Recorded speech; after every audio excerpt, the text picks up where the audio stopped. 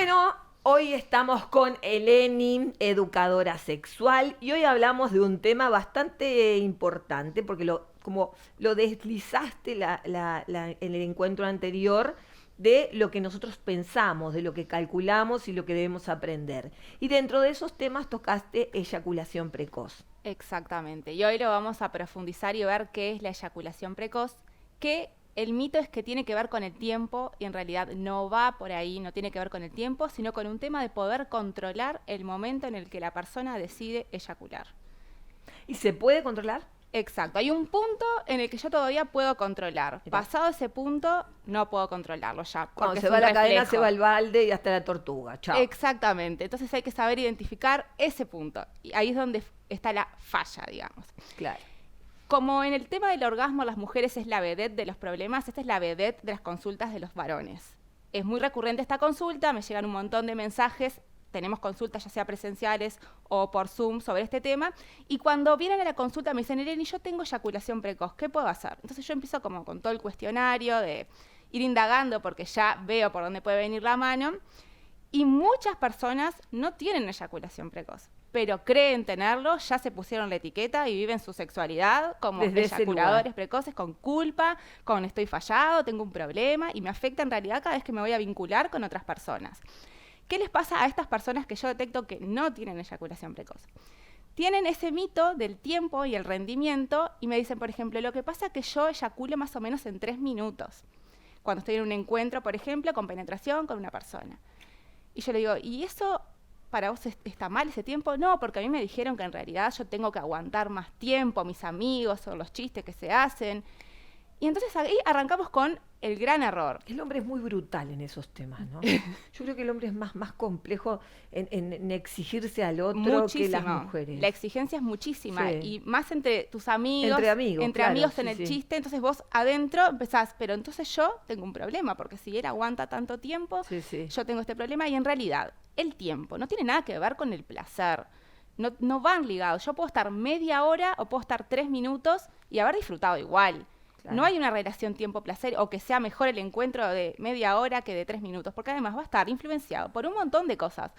Por el estímulo que yo tenga, que me provoque más o menos ese día, por mi cabeza, Claro. por un montón de factores que van a variar encuentro a encuentro. Entonces, nos estamos exigiendo prácticas, tiempos que no son reales. Eso yo siempre se los digo, esto no es real, la media hora no es real. Quien está media hora porque decidió, sabe un montón de estrategias para que ir cambiando posiciones, parar y arreglársela para estar media hora. Pero no es la garantía, es porque quiso tener un encuentro largo, no es porque fue más placentero y el mío en realidad fue horrible porque duró 3 minutos. Entonces ahí los ojos y el gracias de no tengo un problema es gigante. Claro. Y es la mayoría de las personas que les pasa eso, es impresionante. Claro. Por otro lado, están las personas que, cuando hacemos toda la detección, sí tienen eyaculación precoz. ¿Qué es esto? No tiene, como dijimos al principio, no tiene que ver con el tiempo, sino que, viste que en el programa anterior hablamos de la respuesta sexual y dijimos, deseo, va subiendo excitación, hay un punto que se llama meseta, una etapa meseta antes del orgasmo. Bueno, en esa etapa de meseta hay un punto que se llama punto de no retorno, que es el punto en el que yo me doy cuenta que si sigo haciendo esa misma práctica que estoy haciendo, voy a eyacular. Claro. Y ese acto va a ser reflejo, no lo voy a poder controlar. Pero si yo detecto ese punto, puedo revertirlo, puedo cambiar de posición, puedo un parar. Autoconocimiento de masita, ¿no? O sea, como que hay que conocerse. Es puro aprendizaje. Aprenderse. En realidad, todas las personas son eyaculadores precoces al principio, pero con la práctica van conociendo su respuesta sexual y se van dando cuenta que acá es donde yo tengo que parar, decidir si avanzo o tomo otro camino. Claro. Hay personas que no tuvieron ese aprendizaje. Les falta aprender a detectar ese punto. Claro. Es solamente hacer una serie de prácticas, de entrenar un nuevo hábito, porque yo les explico, en el cerebro hay como un camino, que vos sabés, deseo, excitación, y a vos te pasó que saltaste la meseta y te fuiste orgasmo, porque lo aprendiste así.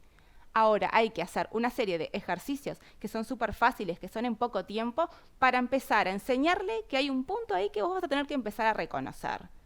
Una vez que encontrás ese punto, el problema ya no existe más. ¿Por qué hay personas que tienen eyaculación precoz? variadas. Temas de ansiedad de una persona que ya tiene una característica ansiosa, o porque una vez fallé y tengo miedo a fallar, entonces arrancamos en el círculo, en cada encuentro. Los círculos viciosos muchísimos. en la plenitud sexual afectan muchísimo, ¿no? Yo ya estoy... Me pasó una vez y ya me programo a que me va a pasar siempre. Es un tema de programa. Sí. Voy al encuentro programado que me va a pasar y me pasa. Sí, sí. Ansiedad, temas de masturbación.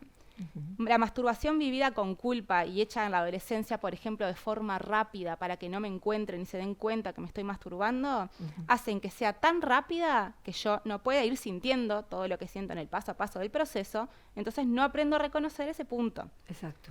Entonces hay que empezar a revertir, y una de las primeras prácticas que se hace para empezar a trabajar esto es practicar la masturbación, pero de otra forma. Claro, hacerla como dar vuelta el camino para entender cuál es el momento. Claro, exacto. Arrancar desde ahí, desde el paso inicial, de otra forma, más lenta, no tan apurada, para ir viendo de a poquito qué es lo que pasa con mi cuerpo. Claro. Y es firmado que lo vamos a empezar a detectar.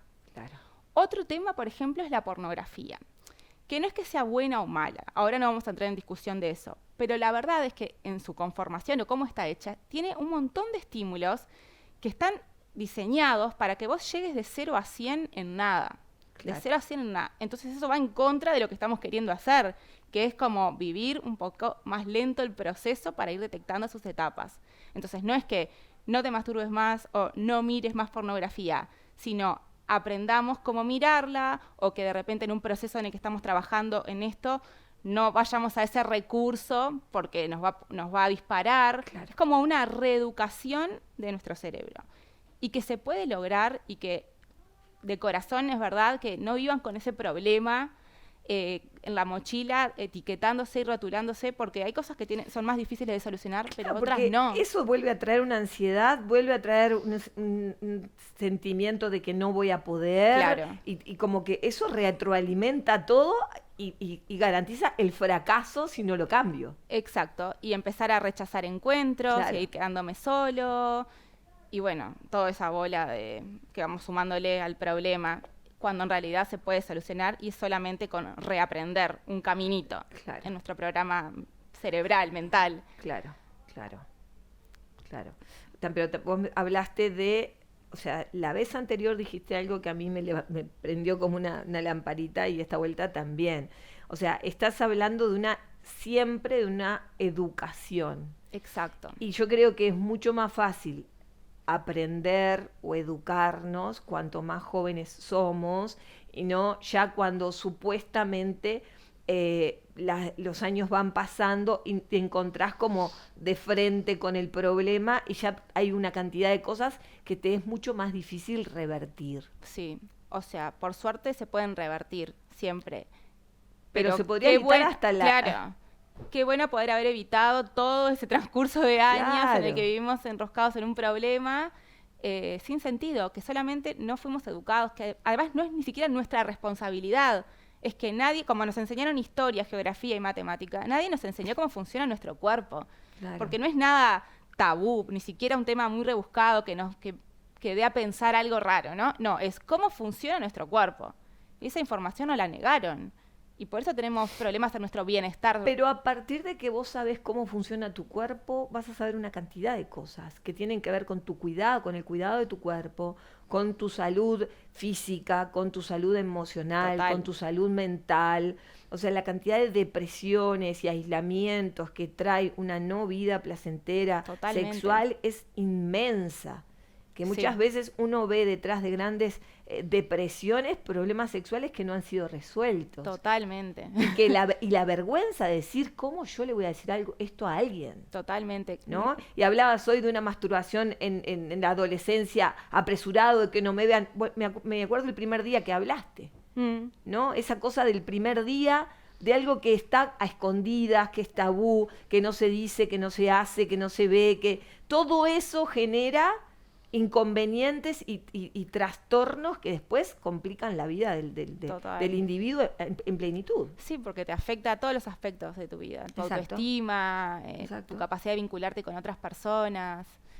Y ahí es cuando a uno le viene la bronca de decir, pero es porque nos negaron información, porque Exacto. no aprendimos, no es porque tenemos otros problemas. O sea, qué importante es poder acceder a la este tipo de información educación, a esta real. información. Exacto, Información real, real. de fuente confiable, científica, Exacto. y no dejarse influenciar por rumores, creencias, dichos, chistes, que refuerzan todas estas creencias que en realidad no son la realidad. Cosa que también ahí empieza que nos metemos en un terreno borrascoso de quién tiene que tener a cargo la educación sexual de los niños, ¿no? Que ahí ya nos metemos en un terreno que es Sí. bastante complejo, Sí. pero Pero bueno, no es tan difícil porque son las familias trabajando con las instituciones, trabajando Exacto. con los profesionales. O sea, la educación sexual en las instituciones no viene a desplazar a la familia y a las creencias religiosas, morales de la familia. No, es actuar en conjunto, porque si no tampoco funcionaría. Exacto. De eso se trata. Y eso sería súper enriquecedor. Totalmente, pero tendría que estar como esas tres partes, Sí. ¿no? El profesional, el experto, Sí. la institución educativa y la familia. Alineados, trabajando en conjunto. Alineados para ser mejores, o sea, para sentirnos más plenos, ¿no? No Exacto. mejores personas, más plenos. Exacto. Gracias, como siempre. A vos.